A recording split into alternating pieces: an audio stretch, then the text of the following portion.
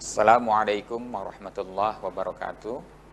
Bismillah, alhamdulillah, wassalatu wassalamu ala rasulillah wa ala alihi wa sahbihi wa mawalah, amma ba'd. Pemirsa RCTV dimanapun Anda berada, bagaimana kabarnya hari ini?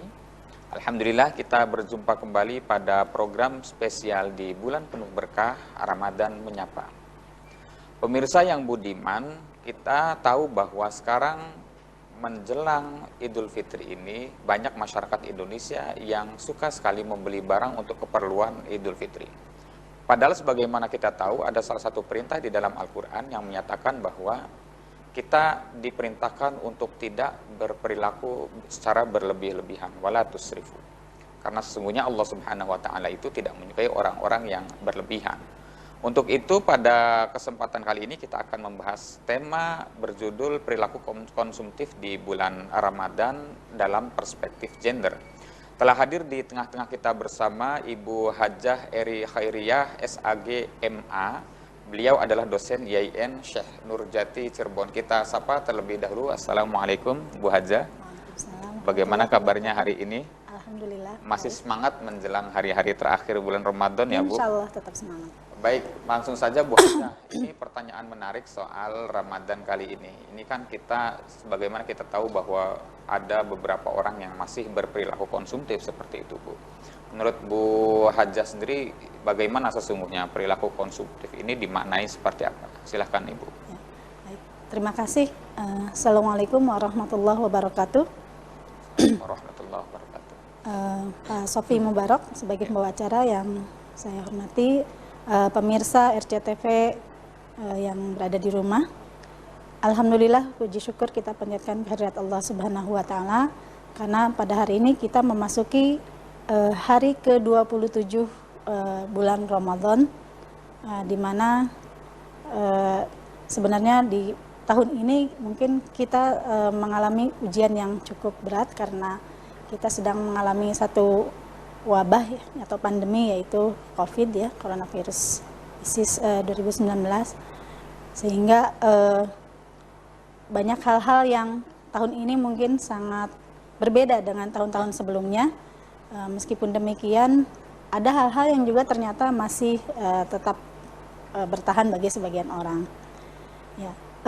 Pembahasan kita kali ini yaitu tentang perilaku konsumtif di bulan Ramadan menurut perspektif gender. Pertama mungkin kita pengertian perilaku konsumtif itu sendiri ya. Perilaku itu adalah sesuatu yang dilakukan oleh individu atau seseorang dengan yang lainnya. Kemudian konsumtif ini berasal dari konsumsi ya, konsum yang arti mempergunakan. Sehingga kalau perilaku konsumen atau konsumen adalah orang yang mempergunakan suatu ya. Jadi perilaku konsumsi adalah perilaku di mana mempergunakan atau mempergunakan barang dan jasa ya untuk memenuhi kebutuhan. Nah, sedangkan kalau perilaku konsumtif itu sendiri ternyata dalam pengertian ini adalah perilaku di mana mempergunakan atau menggunakan membeli barang dan jasa ini melebihi batas yang seharusnya. Jadi seharusnya kalau melebihi ini sesuai dengan kebutuhan. Nah, sementara kalau konsumtif ini sudah melampaui batas kebutuhan. Mungkin kalau kita perhatikan ayat yang tadi dibacakan oleh Pak Sofi ya. Ya ayyuhalladzina amanu kulu washrabu wala tusrifu innahu la yuhibbul musrifin ya. Hai orang-orang yang beriman, makanlah dan minumlah dan janganlah kamu berlebih-lebihan. Karena sesungguhnya Allah tidak menyukai orang yang berbuat berlebih-lebihan. Nah, apa berlebih-lebihan di sini? Berlebih-lebihan di sini dimaknai sebagai memenuhi atau istilahnya apa ya? Kita mempergunakan sesuatu ini melebihi batas atau kita misalnya makan atau minum, kita melebihi batas kebutuhan. Ini yang dianggap berlebih-lebihan atau israf, dan perbuatan israf ini termasuk yang tidak disukai oleh Allah. Karena memang ternyata sesuatu yang berlebih-lebihan itu ataupun sangat kurang itu kurang baik. Jadi seharusnya kita menempatkan sesuatu itu proporsional. Nah, artinya berimbang antara kebutuhan atau kalau ada kewajiban berimbang antara hak dan kewajiban seperti itu. Jadi, makan tidak boleh kurang, tapi juga tidak boleh berlebihan, karena ternyata makan kurang jadi lemes, makan lebih jadi penyakit. Jadi penyakit. Maka seharusnya cukup. Jadi harus seimbang, Bu. Kalau kita tarik sesungguhnya ke tema pada kali ini, perilaku konsumtif ini kenapa selalu ditarik kepada perspektif gender? Ya, pemirsa dimanapun Anda berada, kita akan lanjutkan selepas tayangan berikut.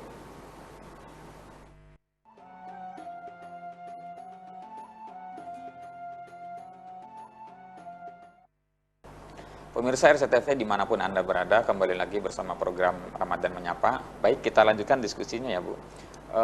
Ada pertanyaan menarik seputar perilaku konsumtif ini. Kenapa perilaku konsumtif itu selalu dikaitkan dengan perempuan ini Bu? Jadi bahwa image yang ada di dalam masyarakat itu kaum perempuan itu adalah kaum yang gemar berbelanja dan seterusnya. Itu bagaimana tanggapan Bu Haja sendiri? Ya, ya memang dilalahnya sayangnya hari ini sebagai narasumber adalah sebagai Ketua Pusat Studi Gender dan Betul. Anak gitu ya. Dan memang ini adalah sebenarnya kalau menurut gender ini adalah stereotip negatif ya, labelan negatif begitu. Atau labelan. Jadi ada sifat, kondisi, peran dan sebagainya yang dilabelkan kepada salah satu pihak gitu ya. Gender ini kan sebenarnya berbeda dengan jenis kelamin walaupun sama-sama tentang laki-laki dan perempuan. Tapi kalau jenis kelamin itu berkaitan dengan kodrat seperti wanita perempuan punya rahim, laki-laki punya seperangkat alat produksi gitu ya. Nah, kalau di gender ini kan sebenarnya adalah tentang peran, kedudukan, sifat dan sebagainya berkaitan dengan laki-laki perempuan, tapi tidak berkaitan dengan kodrat tadi. Tapi sesuatu yang sebenarnya dibentuk oleh budaya, oleh struktur sosial dan sebagainya gitu. Sehingga sebenarnya kalau menurut kami perilaku konsumtif itu sebenarnya bisa berlaku buat siapa saja. Yeah. Artinya ini tidak hanya bagi laki-laki dan perempuan gitu. Hanya saja memang kenapa kemudian perempuan yang mendapat labelan tersebut ya. Karena memang ternyata budaya kita atau tradisi kita atau ya struktur sosial kita itu kan bahwa perempuan itu lebih banyak menjalankan tugas sebagai bendahara keluarga gitu. Sebagai bendahara, sebagai pengatur keuangan, sebagai orang yang mengelola rumah tangga, sehingga kemudian dalam hal-hal yang sifatnya pemenuhan kebutuhan keluarga itu perempuanlah yang berbelanja. Nah, kemudian lelaki ini pada umumnya atau para suami adalah mencari nafkah, walaupun sebenarnya sekarang sama-sama ya mungkin kerjasama gitu. Tapi memang pada umumnya karena tanggung jawab itu diberikan kepada perempuan, maka kemudian perempuan kelihatannya lebih banyak berbelanja. Padahal sebenarnya tidak semua perempuan itu berbelanja untuk kepentingan dirinya begitu. Tapi dia biasanya kalau beli itu malah untuk kepentingan keluarganya, suami, anak-anaknya gitu. Bahkan kadang-kadang tidak memikirkan dirinya sendiri begitu. Jadi dan memang kemudian juga kalau kita lihat bahwa kenapa kemudian perempuan kelihatannya lebih banyak berbelanja, karena memang mungkin ya ini sebenarnya komoditi gitu ya. Betul. Jadi perempuan ini korban iklan. Betul. Walaupun sebenarnya sekarang laki-laki pun juga sudah banyak barang-barang yang diproduksi ini untuk laki-laki begitu ya. Artinya parfum itu tidak cuma milik perempuan tapi laki-laki juga ada begitu. Kemudian pakaian memang mungkin perempuan bisa lebih banyak macamnya, laki-laki ya tapi sebenarnya sama gitu ya. Jadi sebenarnya ini pengaruh situasi, kondisi lingkungan atau keadaan sosial yang memang mendukung sehingga itu terjadi. Jadi sesungguhnya bahwa perilaku konsumtif itu hanya dialami oleh kaum perempuan itu hanya stigma saja sebetulnya. Ya, tapi ini konsumtif di sini kan kita nanti melihat dulu ya, belanja berlebihan ini kan kalau misalnya dia belanjanya itu adalah untuk kepentingan keluarga, kebutuhan, itu sebenarnya kalau lihat dari definisi tadi mungkin tidak konsumtif. Artinya itu masih normal sesuai dengan kebutuhan. Tapi kalau sudah konsumtif, nah ini kan konsumtif ini di sini kan nanti ada sebab-sebabnya. Ada yang memang punya seseorang punya diri, ada faktor-faktor yang mempengaruhi ya. Ini ada faktor dari dirinya sendiri maupun faktor dari luar. faktor dari dirinya sendiri memang mungkin kayak hobi atau kesukaan untuk belanja, atau mungkin karena ada masalah tekanan sehingga pelampiasannya belanja begitu. Kemudian apalagi ya, adalah hal-hal seperti itu. Kalau dari luar ini mungkin karena pengaruh iklan, kemudian karena pengaruh ada barang baru ya, karena pengaruh kayak kadang-kadang kita nggak butuh gitu ya. Sebenarnya ini nggak terlalu butuh, mungkin hiasan ini sebenarnya sekunder, beda dengan makanan gitu. Tapi karena melihatnya cantik, menarik, jadi pengen beli. Akhirnya gitu. pengen beli untuk di rumah itu, dan seterusnya. Jadi tampilan-tampilan dari barang-barang itu kadang memang menarik. Tawaran diskon gitu. Apalagi Ramadan seperti ini menjelang Idul Fitri ini banyak sekali tawaran diskon. Kemudian mungkin kondisi ada uang mungkin ya yang dapat THR begitu. Tapi ada lagi mungkin kalau ini yang normal sebenarnya.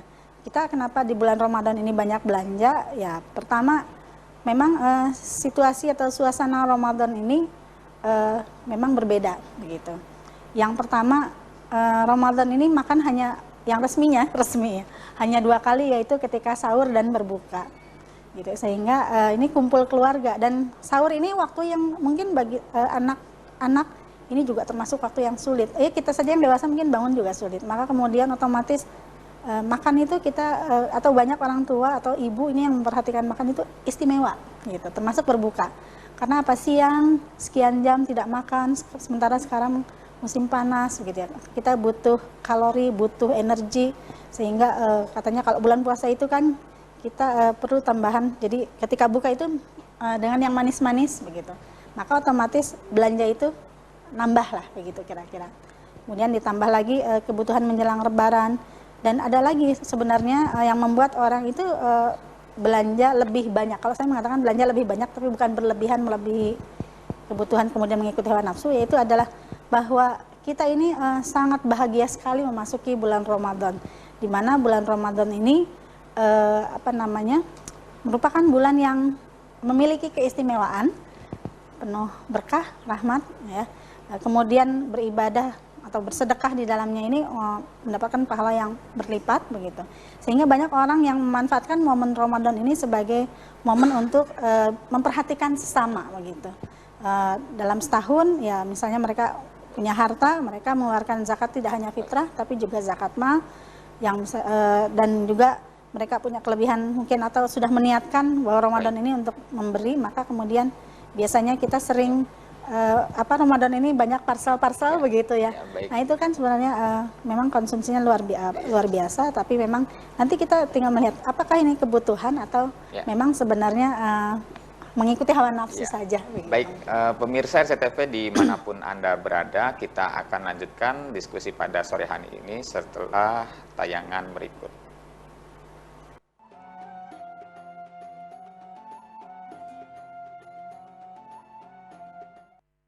Pemirsa RCTV dimanapun Anda berada, kembali lagi di program spesial di bulan penuh berkah, Ramadan Menyapa. Anda juga bisa bertanya secara langsung melalui sambungan nomor telepon yang sudah tertera di layar kaca Anda di nomor 0231482138. Baik, kami persilakan kepada pemirsa yang ada di rumah untuk bisa bertanya secara langsung kepada narasumber yang sudah hadir pada kesempatan kali ini. Silakan, mari. Ya, assalamualaikum. Waalaikumsalam warahmatullahi wabarakatuh, Bung Sofi. Baik, dengan Ibu siapa dan dari mana, Bu? Ibu Indra di Desa Pelayangan, Kecamatan Gebang, Kabupaten Cirebon. Alhamdulillah, masih sehat Bu Indra ya? Alhamdulillah. Baik, silakan Bu Indra, kami berikan kesempatan untuk bertanya kepada narasumber kita. Iya. Assalamualaikum Ibu Haja Eria. Waalaikumsalam Bu Indra. Iya, begini mengenai makan ya. Ada hadis yang menyatakan makanlah kita sebelum lapar dan berhentilah sebelum kenyang. Nah, jadi sepertinya kata-kata ini bisa membuat kita tidak konsumtif terhadap makanan ya Bu Haji, bagaimana pemaparannya yang lebih. Dan juga untuk pakaian, fungsinya kan hanya menahan terhadap hawa panas atau dingin, kemudian juga menunjukkan identitas. Kalau tadi Bung Sofi mengatakan arahnya kepada perempuan kalau berpakaian, padahal ada kata-kata yang sering kita dengar, jangan laki-laki berpakaian seperti perempuan dan perempuan berpakaian seperti laki-laki. Nah, itu kan jadi dua arah. Dan yang ketiga mungkin menutupi sesuatu yang tidak wajar untuk dilihat. Dalam agama kita mungkin itu dikatakan aurat. Nah, dengan begitu mungkin konsumsi untuk sandang dan pangan ini agak bisa direm. Walau kelihatannya hari ini di CSB itu ngantri yang mau euforia lebaran. Bagaimana itu? Mengapa begitu Bu Haji? Terima kasih pula Bung Sofi. Assalamualaikum warahmatullahi wabarakatuh. Waalaikumsalam warahmatullahi wabarakatuh. Terima kasih Bu Indra atas pertanyaannya yang luar biasa. Saya kira ini menarik Bu Hajah. Jadi Bu Indra tadi menanyakan bahwa ada salah satu hadis, kalau tidak keliru menurut beliau itu, makanlah ketika kamu lapar dan berhenti sebelum kenyang. Itu yang terkait dengan makan. Juga terkait dengan pakaian, ini kan pakaian adalah untuk menutupi aurat dan seterusnya. Ini silahkan ditanggapi Bu Hajah. Ya, terima kasih. Mengenai hadis janganlah kamu makan sebelum lapar dan berhentilah sebelum kenyang, memang ini ada yang mengatakan sebenarnya bukan hadis. Ini hasil dari penelitian seorang dokter gitu ya, yang kemudian mengeluarkan statement seperti itu. Namun memang ternyata ungkapan tadi itu benar juga gitu ya, artinya bahwa jangan makan sebelum lapar ya, jangan berhenti sebelum kenyang, karena memang ternyata kadang-kadang kita ini kalau tidak seperti itu ya kita akan berlebihan, dalam arti istilahnya memang ada orang yang begini, kalau melihat makanan itu langsung otaknya itu menyampaikan pesan kepada perut untuk lapar begitu. Nah, maka kemudian kita melihat seperti itu, sebenarnya kan kita juga punya standar atau takaran kebutuhan gitu ya, kebutuhan badan kita. Jadi ya tadi yang saya katakan bahwa jangan berlebihan tapi juga jangan kekurangan. Jadi segala sesuatu itu memang sebenarnya kalau melihat ungkapan tadi adalah bahwa kita harus proporsional dalam memakan sesuatu atau mengkonsumsi sesuatu begitu. Kemudian mengenai pakaian, ya memang pakaian ini mempunyai beberapa fungsi tadi yang Bu Indra sudah sebutkan, untuk menutup aurat, menjadi identitas, melindungi dari panas, dingin dan sebagainya. Tapi mungkin pada akhirnya kita sekarang banyak melihat fungsi pakaian yang keempat, satu lagi adalah keindahan begitu. Sehingga pada akhirnya model-model pakaian ini bermacam-macam. Kita secara syariat mungkin sudah terpenuhi menutup aurat gitu, tapi karena memang kita mungkin tipe orang yang tipenya senang dengan keindahan, atau bisa jadi orang yang mudah tergoda dengan sesuatu yang menarik, indah, maka kemudian biasanya itu membuat kita terdorong untuk membeli sesuatu yang kita belum punya dan sedang kita sukai tersebut, yaitu pakaian begitu. Jadi standarnya apa? Sebenarnya kan kalau pakaian itu standarnya yang penting menutup aurat begitu ya. Tapi menutup aurat juga bukan berarti kemudian hanya sekedar tertutupi misalnya dari kepala sampai kaki, tapi juga jangan sampai ketat kan begitu. Itu untuk pakaian. Kemudian ya memang alhamdulillah ya, orang Indonesia ini walaupun musim pandemi begini, kita karena memang hari raya ini adalah istilahnya istimewa bagi bangsa Indonesia. Lebaran ini memang istimewa. Mungkin di negara lain Idul Fitri biasa-biasa saja, tapi di Indonesia ini memang sangat luar biasa gitu ya, bahkan sampai ke peningkatan ekonomi itu ya, karena masyarakat itu ketika menjelang Lebaran itu biasanya banyak berbelanja begitu. Jadi bagaimana ya sebenarnya mungkin sah-sah saja karena pada hari itu mereka nanti Lebaran atau Idul Fitri ini mereka berkumpul, mereka ingin memberikan ini kan berkumpul bersilaturahmi, biasanya makan-makan begitu, maka otomatis harus disediakan bahan untuk yang bisa dimakan oleh keluarga besar. Ini kalau kumpul keluarga besar, karena memang ini ada aturan katanya nggak boleh mudik ya gitu. Nah, tapi paling tidak memang di hari raya ini istimewa lah begitu. Makanan yang mungkin tadinya hanya sayur mayur, ya 4 sehat 5 sempurna, sekarang lebih berat lagi ditambah daging, opor ya, rendang dan sebagainya begitu. Nah ini memang saking merayakan, kalau bahasanya merayakan kemenangan begitu. Tapi juga ada satu hal yang mungkin kita juga perhatikan, bahwa di luar sana masih banyak orang yang membutuhkan. Dan insya Allah masyarakat Indonesia ini adalah masyarakat yang sangat peduli kepada masyarakat yang lain yang berada di bawahnya, dalam arti tingkat ekonominya begitu. Ya betul. Baik, Bu Hajah, ini terakhir soal sebetulnya bagaimana sih anjuran agama, baik dari Quran dan hadis, apakah ada anjuran-anjuran agama yang bisa mengendalikan perilaku konsumtif kita sehingga kita tidak terjebak ke dalam perilaku yang berlebihan? Apakah ada semacam anjuran atau ajaran dari Al-Quran dan hadis secara khusus? Silakan, Bu. Ya. Untuk mengendalikan perilaku konsumtif ini sebenarnya ada beberapa ya. Yang pertama sebenarnya kesadaran. Karena memang kekuatan manusia, kelebihan manusia adalah pada kontrolnya, dan kontrolnya ini ada pada pikiran, gitu ya. Maka kemudian apa yang membuat kita bisa mengendalikan diri kita adalah pikiran kita, begitu. Jadi kita perlu menyadari bahwa hakikat harta ini kan sebenarnya adalah titipan.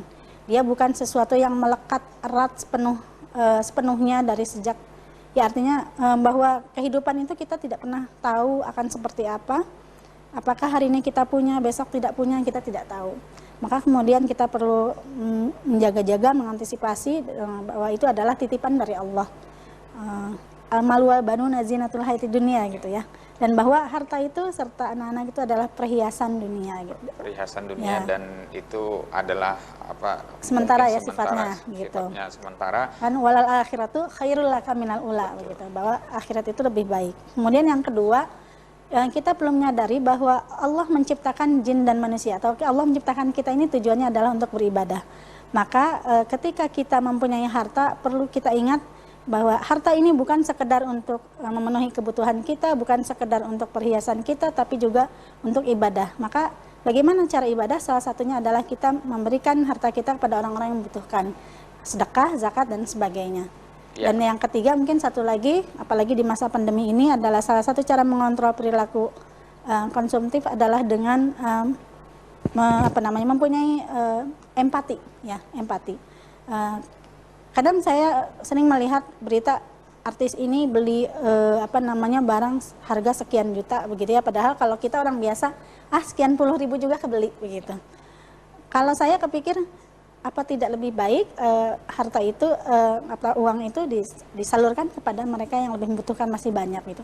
Tapi ya mungkin itu ada kebutuhan mereka berbeda-beda dengan kita gitu. Tapi paling tidak saya juga percaya mereka juga mungkin ada empati terhadap yang lain.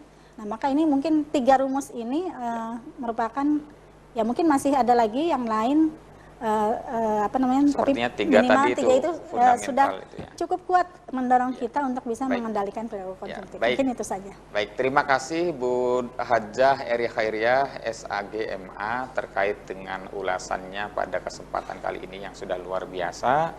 Saya dapat simpulkan bahwa sesungguhnya perilaku konsumtif ini adalah terkait dengan prototipe yang selama ini mungkin terkonstruk di masyarakat Indonesia yang hanya menimpa pada kaum perempuan, tapi sesungguhnya tidak. Dan anjuran agama kepada kita agar kita bisa mengendalikan perilaku konsumtif sebagaimana tadi sudah dirumuskan oleh